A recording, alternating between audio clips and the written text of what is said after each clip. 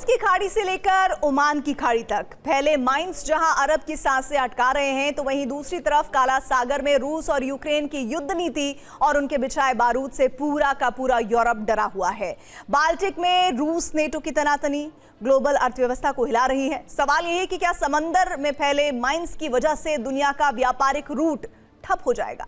दावा है कि यूक्रेन ने यूक्रेनी बंदरगाहों की गतिविधि रोकने के लिए ये कदम उठाए, साथ ही यूक्रेन की नौसेना पर दबाव बनाने के लिए माइंस का इस्तेमाल किया।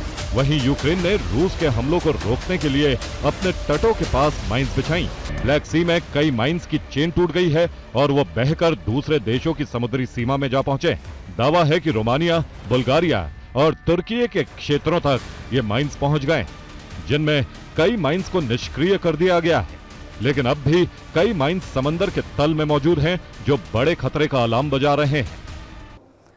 समंदर में माइंस का माया जाल सिर्फ एक समंदर तक सीमित नहीं है। हॉर्मुज में जो माइंस ईरान ने बिछाई थी, वो अब फारस की खाड़ी से होते हुए ओमान की खाड़ी तक पहुंच गए हैं, यानी पूरे अरब पर खतरा मंडराने लगा है। वहीं काला सागर में रूस और यूक्रेन आमने सामने हैं, जिसकी वजह से दोनों ही देशों ने कई माइंस बिछाए हैं और अब उनमें से कई माइंस की चेन टूट गई है और वो माइंस समंदर की लहरों के साथ बहते हुए अज़ोव सागर और भूमध्य सागर तक पहुंच गए हैं, जिससे ये पूरा व्यापारिक रूट डेंजर जोन बन गया है। वहीं बाल्टिक सागर की बात की जाए तो रूस और नेटो की तनातनी वहां तेज है, जंग के हालात बन रहे हैं। ऐसे में वहां प्रथम और द्वितीय विश्व युद्ध के दौरान बिछाए गए माइंस का खतरा तो था ही, अब नेटो की सेना और रूस ने भी यहां माइंस बिछा दी हैं, जो अब उत्तरी सागर तक बहते हुए पहुंच गई हैं, जिससे नॉर्वे, डेनमार्क, जर्मनी और फ्रांस जैसे देशों की समुद्री सीमा में खतरा बढ़ गया है।